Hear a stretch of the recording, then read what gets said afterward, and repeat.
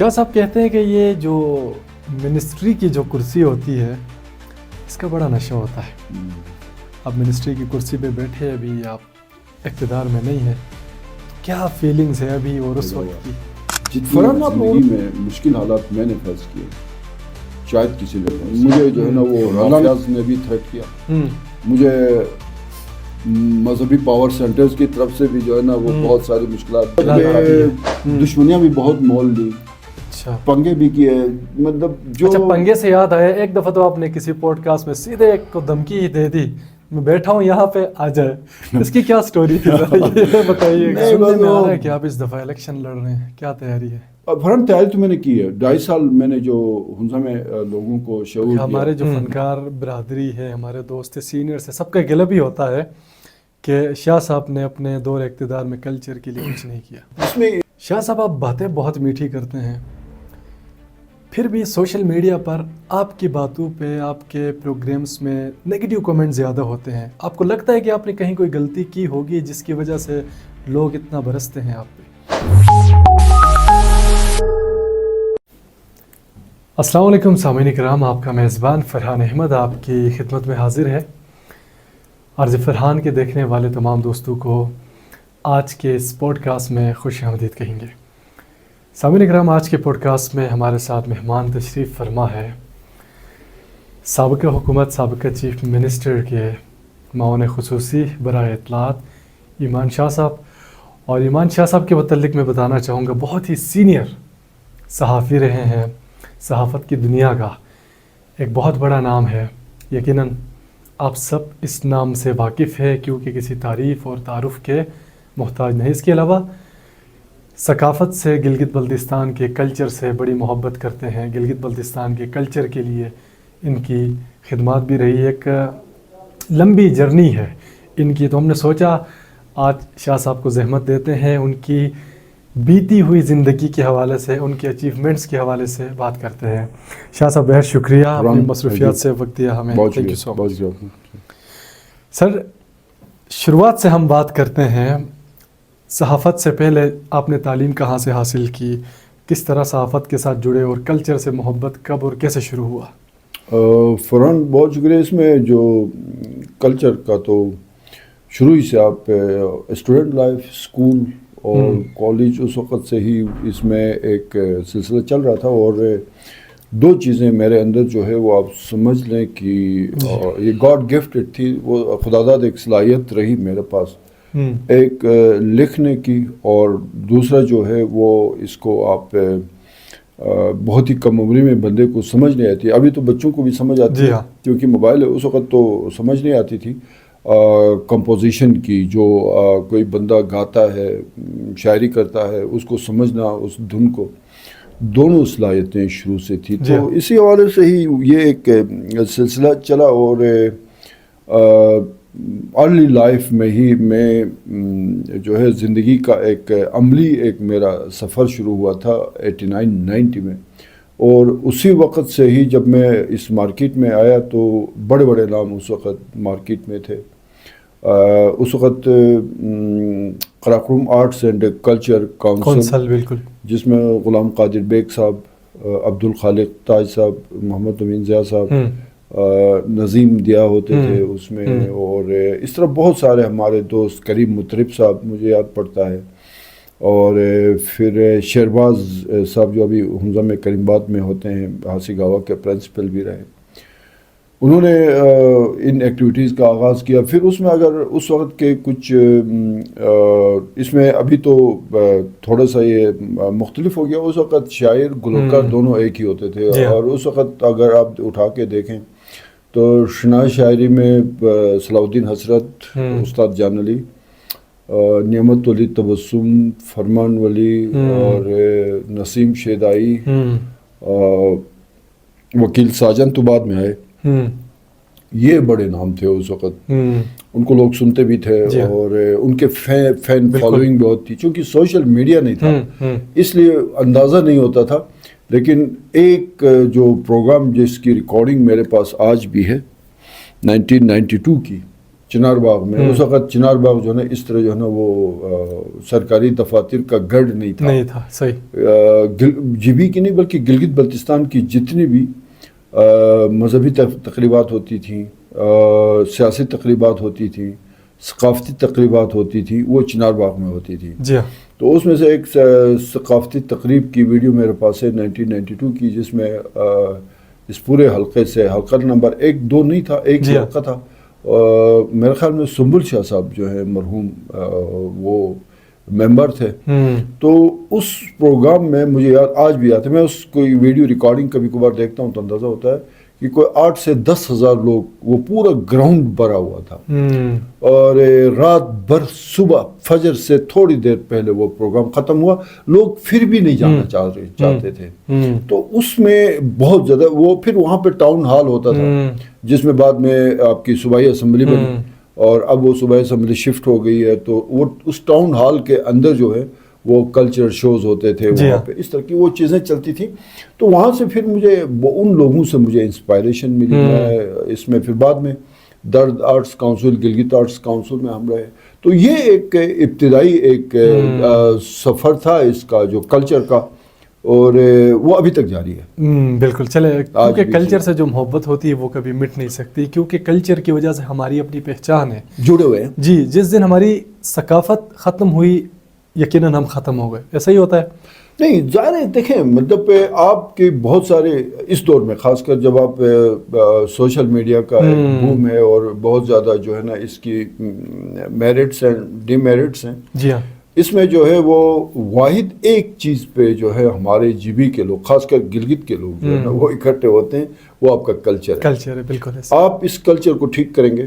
میں فرحان ایک چیز آپ کو بتا دوں کہ میں 2.5 سال میں گورنمنٹ میں رہا, میری شدید ترین خواہش تھی, میں نے 3 دفعہ سی ایم صاحب سے اظہار کیا کہ مجھے انفارمیشن کے ساتھ صرف کلچر کی بھی منسٹری دے دیں, تاکہ میرا جو ایکسپیرینس ہے کلچر میں وہ ایز اے منسٹر میں یہاں پہ جو ہے نا وہ مینیج کر سکوں. میں اس کو جو ہے وہ پورے وثوق کے ساتھ, یقین کے ساتھ کہہ سکتا ہوں کہ یہ جو لا اینڈ آرڈر کے اوپر سالانہ یہ لوگ جو 70-80 کروڑ روپے خرچ کرتے ہیں نا, جی ہاں, وہ گلگت میں صرف کلچر پہ 2 کروڑ روپے خرچ کرے, 1.5 ارب کا رزلٹ ان کو. بالکل. ہمارے جو فنکار برادری ہے, ہمارے دوست سینئرس ہیں, سب کا گلہ بھی ہوتا ہے کہ شاہ صاحب نے اپنے دور اقتدار میں کلچر کے لیے کچھ نہیں کیا. جس میں یہی, میں ابھی تھوڑی دیر پہلے آپ کے ساتھیوں سے بات بھی ہو رہی تھی, داؤدی اور مدثر احمد دیپک اور مجید احمد بھی تھے. تو میں صرف اب میں انفارمیشن منسٹر تھا. جی ہاں. میری وہ لمیٹڈ ریسورسز تھے. میں نے حتی الامکان کوشش کی, اگر میرے پاس, میں نے ابھی تھوڑی دیر پہلے ذکر کیا کہ میرے پاس اگر کلچر کی منسٹری ہوتی تو شاید ہم بہتر کسی جگہ پہ بیٹھ کے اس پروگرام کی ریکارڈنگ کر رہے ہوتے. ٹھیک ہے. مسئلہ میرے ساتھ یہ ہوا کہ وہ کسی وجہ سے جو ہے وہ مجھے وہ موقع نہیں ملا, جس کی وجہ سے میں آج بھی گلٹی فیل کرتا ہوں. میں دوبارہ سے اس بات کو ریپیٹ کرتا ہوں کہ ہم جو لا اینڈ آرڈر کے اوپر اتنے کروڑوں روپے خرچ کر رہے ہیں نا, اربوں خرچ کر رہے ہیں, اب کلچر کے اوپر اس کلچر کی کوالٹی کو بہتر کرنے کے لیے, ہمارے فنکاروں کو بہتر کرنے کے لیے, ہمارے میوزیشنز کو ان کو مزید جو ہے ایکسپوجر دینے کے لیے آپ تھوڑے سے وہ کر لیں, آپ کو 2-2.5 کروڑ میں جو ہے نا وہ رزلٹ ملے گا جو آپ 80-90 کروڑ خرچ کر کے کرتے ہیں. وجہ اس کی کیا ہے؟ وجہ اس کی یہ ہے کہ اس سے جو ہمارے جی بی کا خوبصورت کلچر ہے نا, جو ابھی تھوڑا سا کنفیوز ہم کر گئے ہیں اس خوبصورت کلچر کو, کہ یہ کمال اس کلچر کا یہ ہے. مثلاً شنا جو ہے گوجال میں ہے, ہمارے جو ہنزا کا اپر ہنزا ہے, گوجال سب ڈویژن ہے ہمارا, وہاں ٹوٹلی ان کا اپنا ایک کلچر ہے اور بہت ہی رچ کلچر ہے, وقی کلچر کا. بٹ وہاں پہ آپ شنا کوئی اکثر شادی بیاہ کے گیتوں میں, شنا گیتوں کے اوپر وہ لوگ انٹرٹین ہوتے ہیں. اسی طرح اگر گلگت میں کوئی بروشسکی نہیں سمجھتا ہے, لیکن اس کے اندر کی جو میوزک ہوتی ہے اس کو آپ تھوڑا سا بہتر بنائیں گے تو وہ جو ہے نا اس کو بھی, تو یہ جو کلچر ہے اس کو ہم تھوڑا سا پروموٹ کریں تو ہمارے جو ہے نا وہ 30% جو مسائل ہے نا یوتھ کے اندر, جو ایک فرسٹریشن ہے وہ ختم ہو سکتی ہے. تو سو انشاءاللہ ابھی اگر ہم نہیں کر سکے ہیں تو یہ کوئی اتنا مشکل کام نہیں ہے. آپ کو انشاءاللہ اگلے 5-6 مہینوں میں اس حوالے سے اچھی ڈیولپمنٹس بھی نظر آئیں گی. اچھا اس پہ میرے خیال میں مشاورت چل رہی ہے. میں مشاورت کے علاوہ بھی ابھی جو ہمارے منسٹر ہیں وہ کیئر ٹیکر ہیں رایا شہباز صاحب, جی ہاں, وہ کلچر کو بہتر سمجھتے ہیں. ان کے پاس ٹورزم اینڈ کلچر کی منسٹری بھی ہے. تو میں انشاءاللہ آپ کی ملاقات بھی ان سے کراؤں گا, یہاں پہ ان کا وزٹ بھی ہوگا, اور امید یہی ہے کہ انیشل آپ کو وہاں سے تھوڑی بہت سپورٹ ملنا شروع ہو جائے گی. تو یہاں سے ہم شروعات لیں گے, اور آگے چل کے جو بھی حالات ہوں گے ہم ہر فورم پہ اس بات کو اٹھائیں گے کہ جبی میں اگر آپ نے لوگوں کو ایک دوسرے سے ملانا ہے تو آپ کلچر کو جو ہے نا آگے لے کے جائیں. اس میں صرف ایک میری گزارش ہوگی کہ ہمارے اس خوبصورت کلچر کو کنفیوز نہ کیا جائے. جس طرح کے ٹک ٹاک کے اوپر, سوشل میڈیا کے اوپر ایک اس کلچر کے نام پہ بے حیائی کا ایک وہ عنصر شامل ہوتا جا رہا ہے, اس کی وجہ سے جو ہے ہمیں تھوڑی سی نہیں زیادہ مشکلات کا سامنا کرنا پڑتا ہے. اور اس کو میں نے ہر فورم پہ اس کے خلاف آواز اٹھائی ہے. ہمارے کلچر میں جو ہے وہ اس کلچر کا ایک خاص مزاج یہ بھی ہے کہ اس کے اندر ہمارے اپنے اقدار ہیں, اپنے رسوم ہیں, ہمارے اپنی روایات ہیں. ان روایات میں ایک حد تک جو ہے نا وہ آپ خواتین کو سپیس دی گئی ہے. اس سے زیادہ آپ ان کو سپیس دیں گے وہ پھر میں یہ نہیں کہ ہمارا کلچر بھی اس سے ڈسٹرب ہوگا, لیکن ان خواتین کی اپنی اس عزت احترام پر فرق آ جاتا ہے. تو ہم نے اپنے ماؤں بہنوں کو عزت بھی دینا ہے, اس کلچر کو بھی ٹھیک رکھنا ہے, اور علاقے میں بہتری بھی لانی ہے. تو اس کے لیے آپ کو نا تھوڑا سا بہتر انداز میں صرف ناچ گانا بھی تو ہمارا کلچر نہیں ہے. میں وہی بتا رہا ہوں نا, ہمارے کلچر میں تو عزت احترام ایک دوسرے کی جو ہے نا وہ بھائی چارگی, اچھے برے وقت میں ایک دوسرے کے ساتھ کھڑا رہنا, خوشی غمی میں آپ ایک دوسرے کو سپورٹ کرتے ہیں. میرے اور آپ کے درمیان بہت زیادہ فاصلے ہوں گے, بعض اوقات گیپ ہوگا, اختلافات ہوں گے, لیکن خدا نخواستہ آپ کے اوپر یا میرے اوپر کوئی مشکل پڑتی ہے تو اس میں یہ نہیں دیکھتا کہ فرحان کے ساتھ میرا, یہ ہمارا کلچر ہے. میں اس وقت آپ کے برے وقت میں آپ کے ساتھ کھڑا ہوں. اختلاف اپنی جگہ پہ ہوگا, یہ بھی ہمارا ایک کلچر ہے. بڑے چھوٹے کا, بڑوں کا احترام, اب وہ چیزیں ناپید ہوتی جا رہی ہیں. اب میں آپ کو چھوٹی سی مثال دیتا ہوں سوشل میڈیا کے ڈیمیرٹس کے اوپر.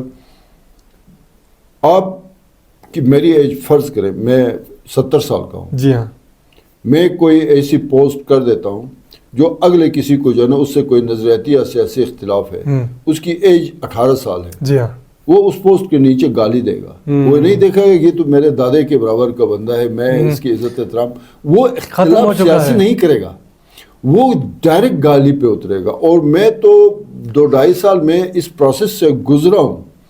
بالکل, مجھے تو بعض اوقات ایسا لگا یار کچھ لوگ تو ایسے تھے جن کو میں اب گالی دوں گی, تو میں نے کہا یار ان کو گالی دینا بھی گالی کی توہین ہے. اچھا, یہ جو ہم نے نا, اب گاؤں میں آپ کو پتا ہے, شہر میں بھی, گاؤں میں بھی آج سے 20-30 سال پہلے تک آپ کسی کو جانتے بھی نہیں تھے, لیکن جب کوئی بڑا آپ کے سامنے سے گزرتا تھا آپ جھک کے اس کو سلام کرتے تھے. ادب و احترام اب رہ گیا نہیں, بالکل, ابھی تو بالکل ختم ہو چکا ہے. تو کلچر صرف ناچ گانا نہیں, کلچر کے اندر, کلچر ایک بہت وسیع اس کی ڈیفینیشن ہے. بالکل, ہم نے کلچر کو فکس کیا ہے اس ناچ گانے کے ساتھ, ڈڑنگ ڈامل اور سرنائی کے پیچھے نا, وہ بہت ضروری ہے, اس نے ہمیں جوڑ کے رکھا ہے. لیکن 100% ہم نے اس کو جو ہے نا کلچر کو وہاں فکس کیا ہے. کلچر کے اندر آپ کے بہت سارے, سر ہم اکثر کلچر میوزیکل کلچر پروگرامز کرتے ہیں. کلچر پروگرام رکھنے کا, گانا وہاں پر ہمارے سنگرز پرفارم کرتے ہیں, اس کا مقصد ہوتا ہے اپنے کلچر کو پریزنٹ کرنا. وہاں پر مختلف خاکے ہوتے ہیں ہمارے کلچر سے ریلیٹڈ, رسم طاؤ ہے, ہمارے مختلف چیزیں ہیں, رسم شاپ ہے. اسی طرح جو ہمارا جو کلچر کا اصل جو ایک طریقہ ہے کلچر کی, جو کچھ کلچر میں شامل ہے, وہ ہم اس میوزیکل کنسرٹ کے ذریعے یا پھر اس ایونٹ کے ذریعے پریزنٹ کر رہے ہوتے ہیں. بہت سارے لوگ یہ سمجھتے ہیں کہ ناچ گانا ہمارا کلچر ہے.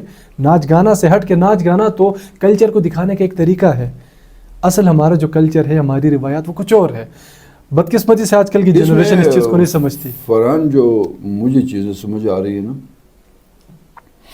ہم جب یہ گرینڈ کلچرل شوز کرواتے تھے, چاہے وہ چنار باغ ہے یا ہمارا آغا خان شاہی پل گراؤنڈ ہے, وہاں پہ اس میں جو بھی گلوکار آتے تھے, شاعر آتے تھے, وہ ان کی شاعری میں بھی پیغام ہوتا تھا.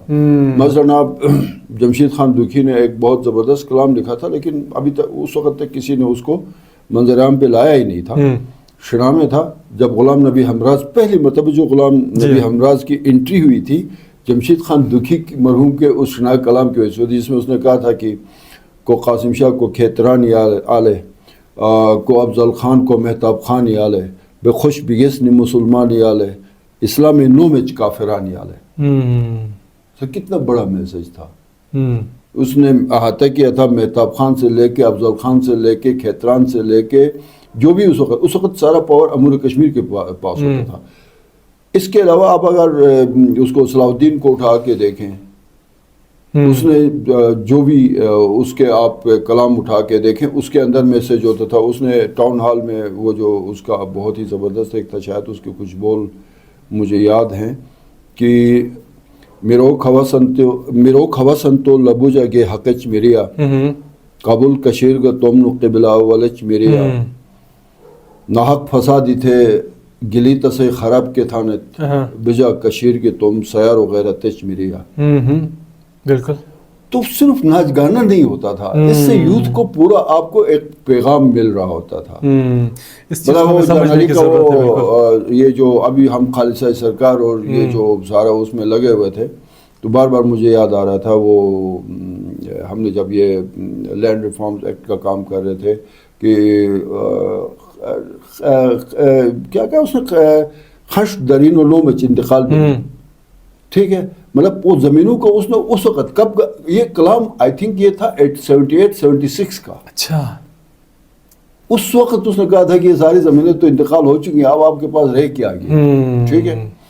اس کے علاوہ آپ اگر خالد تاج صاحب کو اٹھا کے دیکھیں، ہر اس کے کلام میں ایک میسج تھا، چاہے اس کے شنا کلام ہے یا اردو کلام ہے.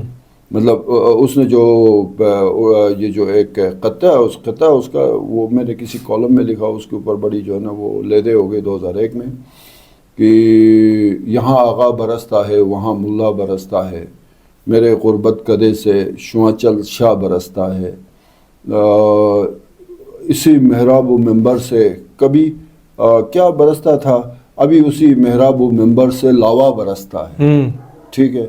پھر مجھے اس کا وہ خالد تاج صاحب کا وہ میں بار بار میں کوشش کرتا ہوں کہ یہ میسج میں جہاں جہاں میری ایک انٹریکشن ہوتی ہے پبلک سے، فورمز کو میں دوں کہ نہ چھپ کر پیار کرتے ہیں نہ چھپ کر وار کرتے ہیں، جو کچھ بھی کر گزرتے ہیں سر بازار کرتے ہیں. پھر حسن شاد مرحوم نے کہا تھا، مطلب میں ابھی وہ لے کے نہیں آیا لیکن مجھے تھوڑے بہت زبانی جو یاد ہے کہ تصوف میں قدم رکھنا آسان نہیں اے وائز، قلندر بنتے بنتے آدمی دیوانہ ہوتا ہے. واہ واہ. یہ لیول تھا اس کا نا، یہ لیول تھا اس وقت کا. اس میں ہر مصرے میں، ہر لفظ میں، ہر شعر میں، ہر خطے میں آپ کو ایک پیغام ملتا تھا. مثلاً وہ تو ابھی زبان زد عام ہو گیا ہے کہ میری دھرتی تو میری آبرو ہے، تیری تصویر پہ ہم روبرو ہے، تیری رانائیوں اور خوشبو میں میرے اسلاف کا شامل لہو ہے، پتہ سسرال کا دو تو خبر لیں، میری ماں تو بتا کس کی بہو ہے. واہ. سر آپ خود بھی لکھتے ہیں؟ یار میں نے بہت کوشش کی فرحان. میں نثر کا آدمی تھا بیسیکلی نا. میں کوشش کی میں نے مطلب لیکن میں نے کچھ لکھ کے کچھ دیا، کچھ گلوکاروں نے اس کو تب آزمائی بھی کی لیکن نہیں، اس میں وہ نہیں تھا، میں نہیں کر سکا. پھر میں نے چھوڑ دیا. شاید میں نثر کا آدمی تھا بیسیکلی، بٹ میں نظم کو سمجھتا، مطلب اس کے شعر کا وزن کیا ہوتا ہے، ردیف قافیے کو اور اس ماحول کو بھی سمجھتا تھا. لیکن ظاہر ہے مجھ میں وہ صلاحیت نہیں تھی کہ اس کو اس طرح جس طرح میں ابھی کچھ شعراء کے نام لے رہا تھا میں ڈال لیتا. میں نے نثر میں بہت زیادہ کام کیا. میں نے تقریباً اپنے 27 سالہ کیریئر میں کوئی 1100 کالم لکھے. زبردست. 1100 کالم لکھنا اتنا آسان کام نہیں. بالکل بہت بڑی بات ہے. ٹھیک ہے. تو پھر وہ ایک اور جو ہمارا ایک بہت ہی اس کو لوگ بھول گئے. ابھی آپ لوگ تو کبھی اس کا नाम सुना भी नहीं होगा, सुल्तान फेरोज सूफी होते थे। ये जब पोलो मैचेस होते थे तो वो पोलो का वो जो बॉल फेंकता था, वो उसने 1937-38 में आई थिंक बम्बई में कुछ इंडियन फिल्मों में भी उसमें साइड हीरो का रोल, वो एक वहाँ उसकी कोई नाकाम इश्क का इशू आ गया, शादी भी नहीं की। मैंने उसको देखा, उसने कहा था ना कि ये जो दिन मीटिंग, रात मीटिंग, सुबह मीटिंग, शाम मीटिंग, शुगल बेकार का है, करते रहो दिन रात मीटिंग। ऊपर फतेहबाग, आप समझते हैं ना, ऊपर खजाना रोड वाला, ऊपर फतेहबाग डीडिंग, नीचे चिनारबाग डीडिंग। ठीक है। और 1970 का उसका शेर है जो अभी हमें समझ आ रही है कि उस ज़माने में उसने क्या बात की थी, हालांकि उस वक़्त इतने मसाइल भी नहीं थे। ये तो आगाज़ तरक्की का है मलमल का लिबास, ये तो आगाज़ तरक्की का है मलमल का लिबास, औरतें पहनेंगी शलवार मच्छरदानी की। समझ आ रही है आपको? जी हाँ, जी हाँ। तो सर 1970 में किसी का लिखा हुआ कलाम अब तक आपको कैसे याद है 2026 में? देखिए फरहान, इसमें आपका एक तो मेरी मेमोरी बहुत तेज है, लग रहा है। और दूसरी मेरी सोहबत रही, आपकी सोहबत जो होती है ना, वो बहुत कुछ सिखा देती है। फिर मैंने ठोकरें इतनी खाई है ना लाइफ में। अच्छा। मैंने ज़िंदगी में मैं गिरते पड़ते ठोकरें खा के यहाँ तक पहुँचा हूँ। मैं पूरे एक प्रोसेस से गुजरा हूँ। कुछ लोगों को मेरी पर्सनालिटी देख के ऐसा लगता है यार ये तो सोने का चम्मच मुंह में लेके पैदा हुआ। जितनी ज़िंदगी में मुश्किल हालात मैंने फेस किए शायद किसी ने फेस किए, और अल्लाह ने हिम्मत दी कि मैंने मुकाबले किया। मुझे जो है ना वो माफियाज ने भी थ्रेट किया, मुझे मजहबी पावर सेंटर्स की तरफ से भी जो है ना वो बहुत सारी मुश्किलात जेलें काटी।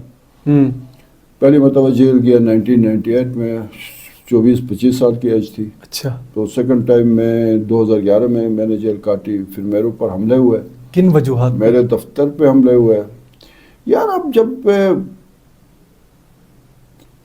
ट्राइबल सोसाइटी में आप कुछ लिमिट्स होती है ना, चाहे वो शायर हो, अदीब हो,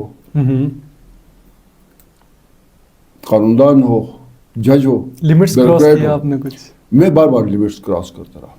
वो लिमिट्स मैंने गलत क्रॉस नहीं किए। अच्छा। और मैं उस लिमिट्स क्रॉस करने की वजह से मैं फाइनेंशियली बहुत डिस्टर्ब रहा। लेकिन आज इस मुकाम तक पर पहुंच गया ना, मुझे इतनी खुशी है, इतनी खुशी इतने रुकावटों के बावजूद की। आप अगर कहें कि आपने ज़िंदगी में क्या कमाई की है, तो मैंने कहा मैंने ज़िंदगी में लोगों के दिल जीत लिया। आज भी मुझे आप गांछे से लेके चपुरसन तक और हिस्पर से लेके गुलखमाली तक शायद ही कोई ऐसे बंदा हो जो मुझे नहीं जानता। बिल्कुल ऐसे ही है।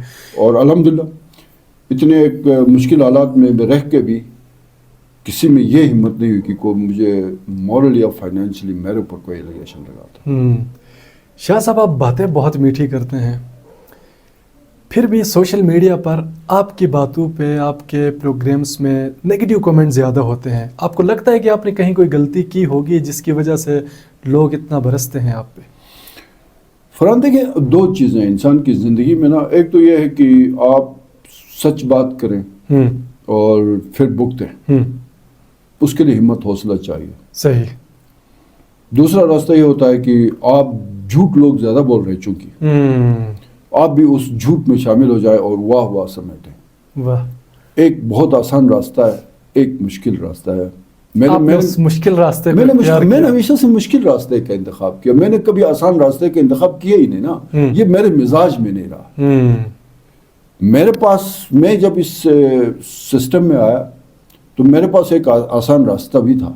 मैं डट गया उस मुश्किल रास्ते पे। मैंने कहा यार ये आप गलत थे तो उसको मैं गलत ही कहूँगा। मैं जब इस मिनिस्ट्री में आया उसके बाद मेरे खिलाफ बहुत ज़्यादा ट्रोलिंग हुई। अब वो सारा चेंज हो गया। आप पिछले 3-4 महीने से देखें सोशल मीडिया पर सारा पॉजिटिव जा रहा है। बिल्कुल ऐसे। आपने मुश्किल वक्त काट लिया। सच जो है ना कड़वा होता है, دیرپا ہوتا ہے. جھوٹ جو ہے وہ وقتی طور پہ اچھا لگتا ہے, بعد میں پتہ چلتا ہے کس نے کیا کیا. میں نے سٹینڈ لیا. میں جس چیز کو ریاست کے خلاف سمجھتا تھا, جس چیز کو میں حنزہ کے عوام کے لیے میں سمجھتا تھا کہ اس سے نقصان ہو رہا ہے, میں ہر اس بات پہ جس سے جی بی کو نقصان پہنچتا تھا میں نے اس بات پہ سٹینڈ لیا. وقتی لوگوں کو وہ باتیں سمجھ نہیں آتی تھی اس لیے وہ تنقید کرتے تھے. وہ ہو جاتا ہے, وہ کچھ تو جو ہے نا, کچھ تو وہ مطلب وہ فرحان آپ بھی نا تھوڑے سے سائیکل سے جب آپ بائک پہ آتے ہیں نا تو کچھ لوگ ویسے ہی آپ پہ تنقید شروع کر دیں گے. بالکل آپ کے اندر سے جو ہے نا وہ کیڑے نکالنا شروع کریں. تو کیا ہم ان کی تنقید کے خوف سے کیا کریں؟ بالکل سر, ہمارے معاشرے میں یہ مسئلہ بھی ہے نا کہ کوئی ترقی کرتا ہے تو ہم ٹانگیں کھینچنے میں جلدی لگ جاتے ہیں نا, کہ اس کو سپورٹ کرنے میں, نہ بیک اپ کرنے میں. یار دیکھیں آپ جو جس پروفیشن میں بھی آپ ہیں نا سر, وہاں پہ آپ دیانتداری, ایمانداری, محنت اور سیدھے راستے پہ چلتے ہوئے کام کریں. دنیا کی کوئی طاقت آپ کی ترقی کو نہیں روک سکتی. میں ایک اور چیز آپ کو بتا دوں جو میرے ساتھ ہوا, اور میں ابھی میری 56 سال کی ایج ہے, میرے ابھی 2 نواسے, ایک نواسی بھی ہے, میں عمر کے اس حصے میں ہوں. یہ سارے حالات جب میں کاٹ رہا تھا اور بار بار میں مشکل حالات کو فیس کر رہا تھا, ایک چیز میں نے دیکھی, جب میری مخالفتیں حد سے بڑھ گئی تو مجھے ایک چیز کی سمجھ آ گئی کہ پوری دنیا بھی آپ کے ساتھ ہو, اوپر والا آپ کے ساتھ نہ ہونا, تو پوری دنیا مل کے آپ کو نہیں بچا سکتی ہے. اور پوری دنیا آپ کی مخالف ہو, اوپر والا آپ کے ساتھ ہو, کوئی آپ کو نہیں گرا سکتا, کوئی کسی کا کچھ بھی نہیں بگاڑ سکتا. بالکل, بہت زندگی میں خوبصورت آپ نے بات کی, یقین کرے بہت خوبصورت بات آپ نے کی. یہ پلے باندھ لیں اور پرواہ نہ کرے کسی چیز کی. صحافت کے ساتھ سر آپ کا رشتہ کب جڑا, کیسے جڑا, کہاں سے شروعات؟ میں 9th کلاس میں پڑھتا تھا اور شاکریم ہاسٹل میں ہم رہتے تھے. میرے ساتھ ایک حبیب الرحمان, اس وقت اس کا نام تو حبیب الرحمان تھا, اب سلیمانی اس کا تخلص ہے. بہت بڑا جرنلسٹ تھا, جنگ اخبار کا وہ میگزین ایڈیٹر رہا, میرا کلاس فیلو تھا. پھر یہ ہمارے موجودہ جو سیکرٹری برقیات ہیں صفدر صاحب, وہ بھی میٹرک ہم نے اکٹھے کیا. تو صفدر صاحب بھی اس کے مزاج میں بھی اس وقت بھی وہ اس صحافتی کیڑا تھا, مجھ میں بھی اس وقت بھی صحافتی کیڑا. ہم چھوٹے چھوٹے سے نا یہ میگزینز کے لیے اس وقت لکھا کرتے تھے. حبیب الرحمان کا بھی, اور یہ علی مردان بھی میرا کلاس فیلو رہا ہے. اچھا, تو ہم کافی لوگ جو ہے نا وہ اس کیڑے میں تھے, پرابلم اس مسئلے میں شامل تھے. تو پھر وہ آخر ابھی جا کے ہم ایک دوسرے سے ملتے ہیں, دیکھتے ہیں. تو وہ شروع میں کچھ چیز میں نے کہا نا, کچھ چیزیں آپ کی نا وہ خداداد صلاحیت ہیں. جی صحیح ہے. وہ پھر بعد میں نا آپ تھوڑا اس کو پالش کرتے ہیں تو اس کا پھر رزلٹ آتا ہے. تو میں نے رپورٹنگ سے کام شروع کیا تھا K2 اخبار میں 1996 میں, 95-96 میں. پھر میں صرف 2 سال کے بعد میں گلگت پریس کلب کا پریزیڈنٹ تھا 24 سال کی ایج میں. اچھا, زبردست. 98-99 میں میں پریزیڈنٹ تھا پریس کلب کا. 2001 میں اگین پریس کلب کا پریزیڈنٹ رہا. پھر وہ طبیعت میں بے چینی تھی, یہاں سے جا کے میں ڈسٹرکٹ کونسل کا الیکشن لڑا, وہ جیتا. 5 سال میں وائس چیئرمین رہا ضلع کونسل کا. پھر واپس اس فیلڈ میں آیا 2009-10 میں. وہ 5 سال میرا ٹینیور پورا ہوا.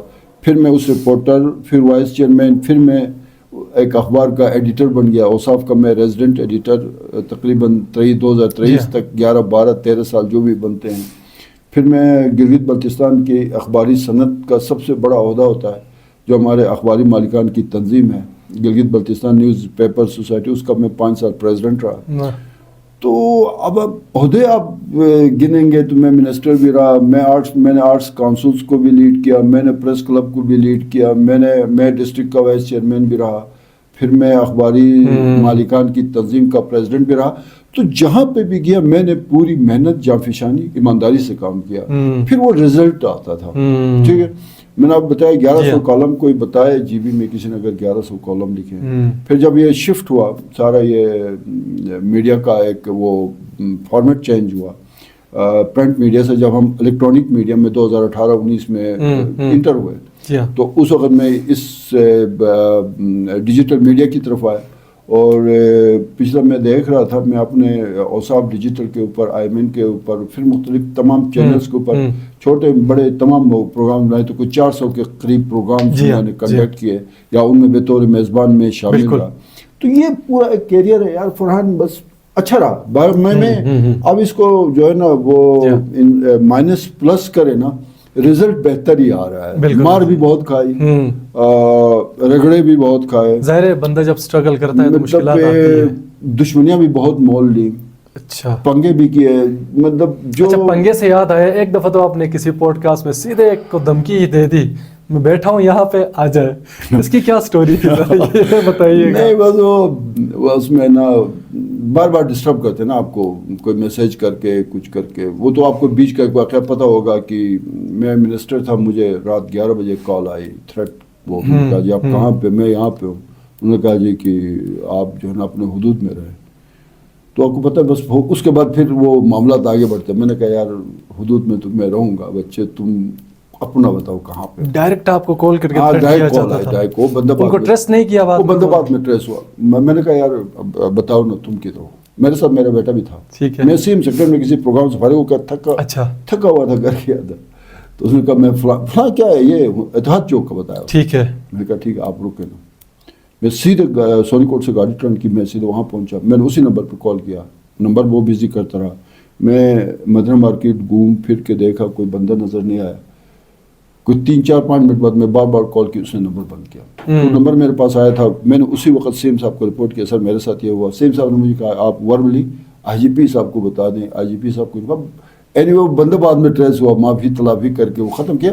مقصد یہ نہیں کہ ایسے لوگوں سے بندہ پھر تنگ آ جاتا ہے. پھر ایک مسئلے پہ میں نے کہا تھا یار کسی کو کوئی تکلیف ہے، کوئی مسئلہ ہے، کوئی پیٹ میں مروڑ ہے، کوئی اور کوئی مسئلہ ہے، تو میں میرا ایڈریس ہے، میں نے ایڈریس بھی بتایا تھا اس میں. میں نے کہا جی میرا یہ ایڈریس ہے، آپ یہاں پہ آ جائیں تو علاج ہو سکتا ہے. تو اس کے بعد پھر خاموشی ہو گئی تھی. بالکل ایسا ہی ہے. چلے وقت پتہ ہے یہ ایکسپیرینسز ہوتے ہیں زندگی جینے کے، سمجھ آ جاتی ہے کہ کیسے کیسے موڑ آتے ہیں. ایسا ہی ہے. تو سر آپ نے جس دور میں صحافت کی، اس دور کی میں بات کر رہا ہوں جب یہ پرنٹ میڈیا اور یہ خط و خطابت والا خط بھی ہوتا اس ٹائم سر. تو ابھی تو کافی ڈیجیٹل ہوا ہے دور. آج کل ہر دوسرا بندہ سوشل میڈیا پر صحافی بنا ہوا ہے، جس کے پاس اینڈرائڈ موبائل ہے. یار صحافت تو نہیں ہے نا. اب آپ کو نہیں لگتا ان کی وجہ سے صحافت کا نام بدنام ہو رہا ہے؟ نہیں، اب وہ صحافت نہیں رہی نا. اب آپ کمرشل ہو گئے نا. جی ہاں. اب کوئی ایسا بندہ بتا دیں جو اس لیول پہ صحافت کرتے ہو جس لیول پہ ہم نے کی ہو، نہیں ہو سکتا ہے. آپ کا اشتہار بند ہوگا، آپ کا کمرشل ایڈ بند ہوگا، آپ کو پھر تھریٹ بھی ہے نا.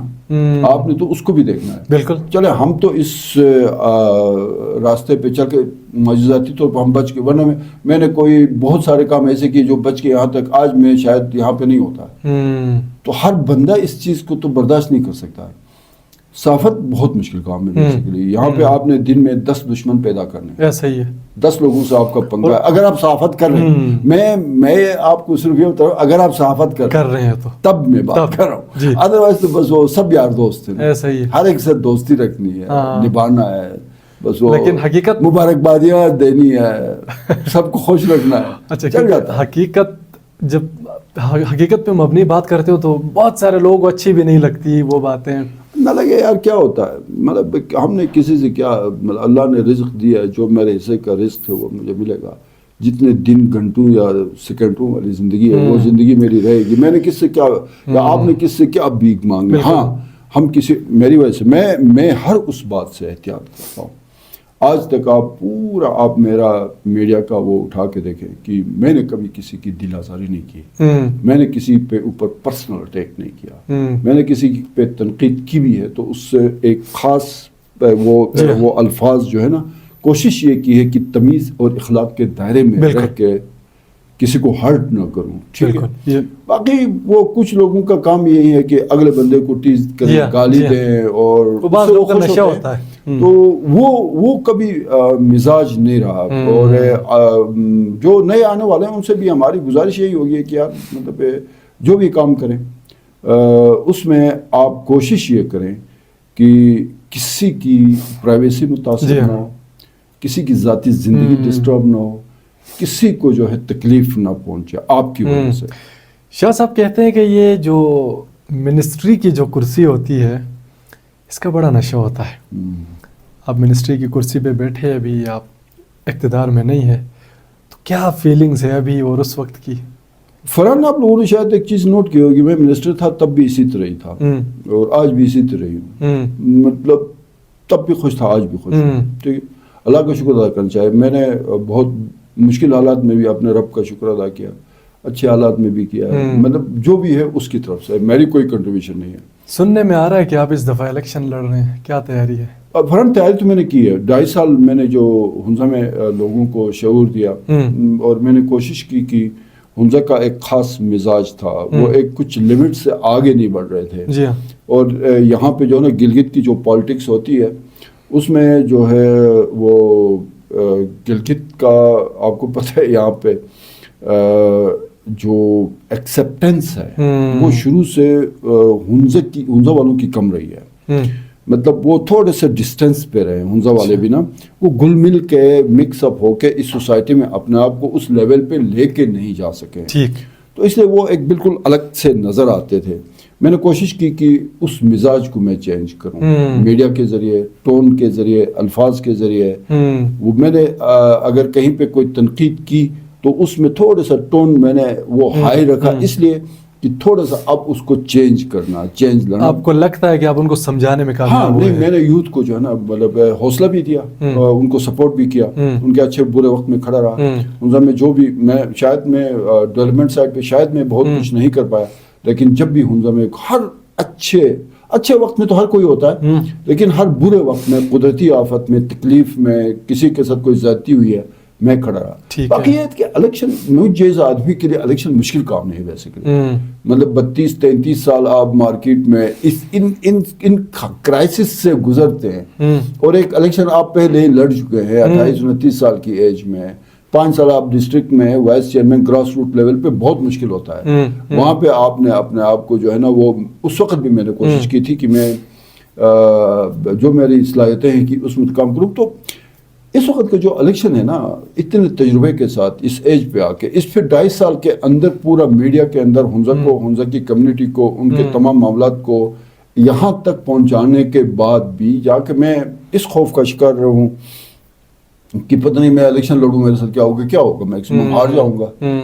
सो मसला ये है ना, मुझे पूरा यकीन है कि हुंजा के लोग जो है वो मेरिट के लोग हैं. मेरिट पे आपको वोट मिलेगा. अगर आपको वोट मिलता है, आप जीतते हैं इलेक्शन, क्या करेंगे अपने इलाके के लोगों के लिए, क्या सोच के रखा है? सबसे पहले तो ना हुंजा में जो है वो लोगों में वो जो एक छोटी सी ना कहीं पे एहसास से महरूमी है, सबसे पहले उसको ठीक करना है.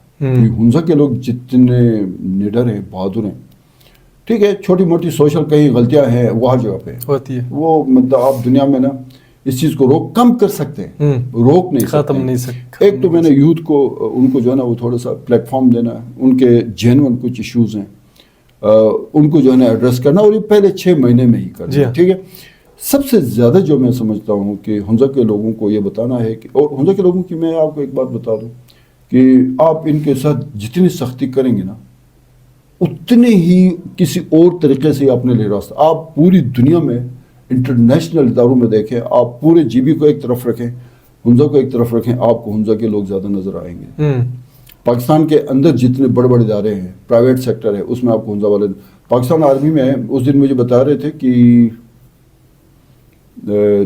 2 major general, 1 lieutenant general, 5 brigadier, 70 जो है ना लेफ्टिनेंट, 70 कर्नल रैंक के और 200 के करीब कमीशन ऑफिसर्स हैं. ठीक है, इतना सा इलाका है.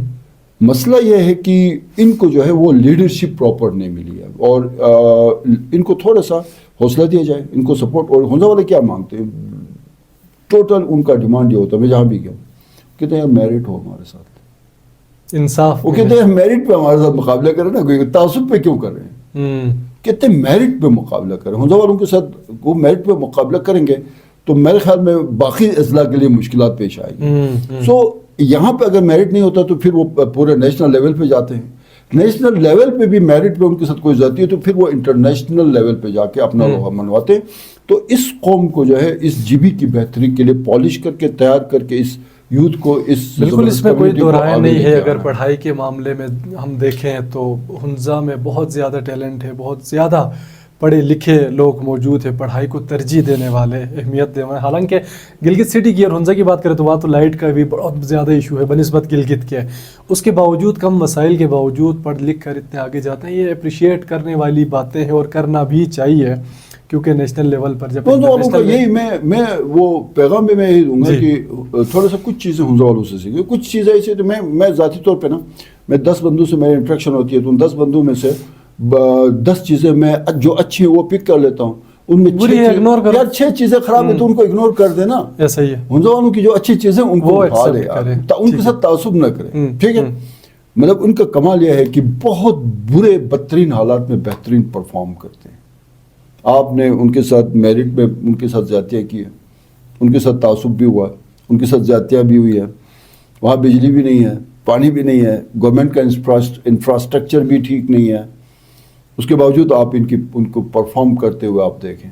مطلب آپ کو ہنزا والے جو ہے نا وہ اچھا, میں نے ایک اور چیز دیکھی ہے کہ ہنزا والوں کا وہ شو آف نہیں کرتے.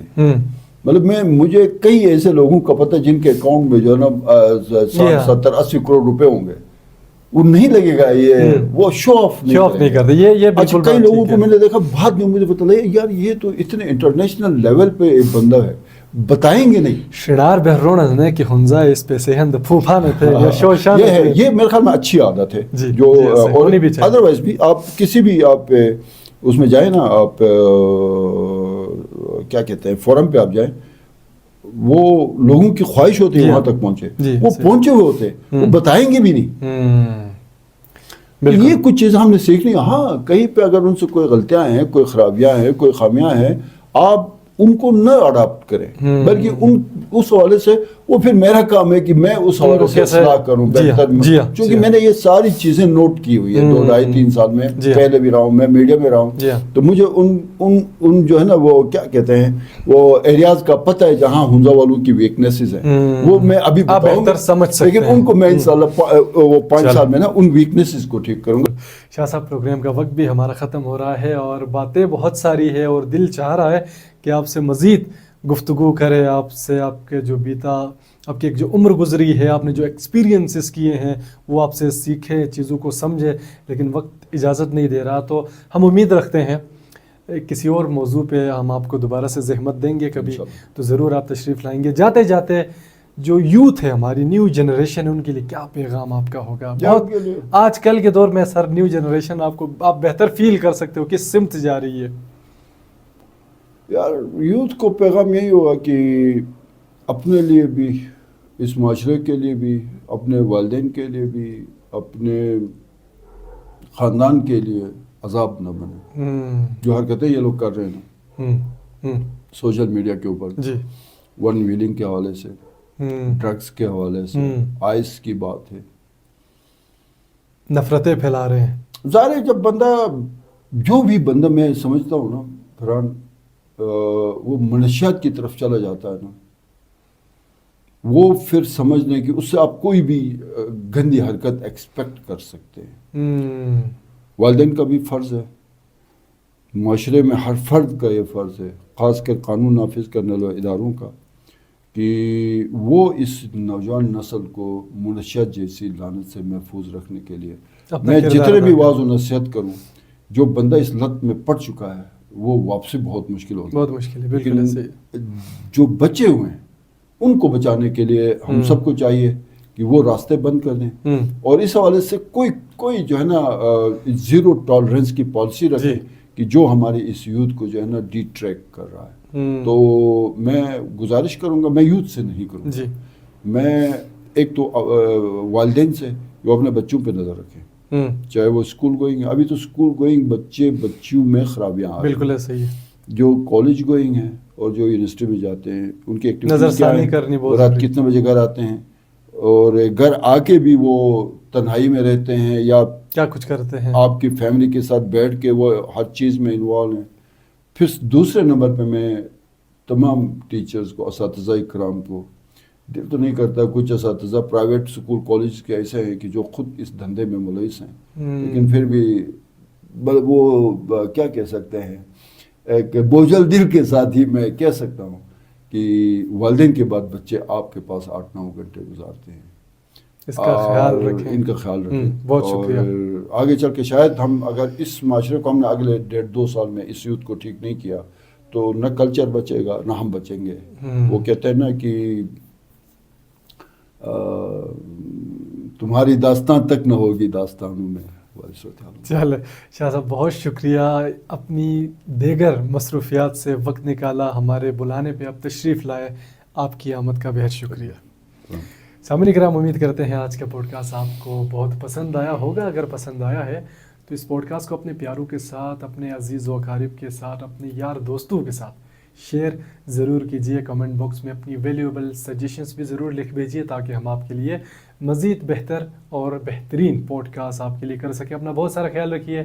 اجازت دیجیے. اللہ نگہبان.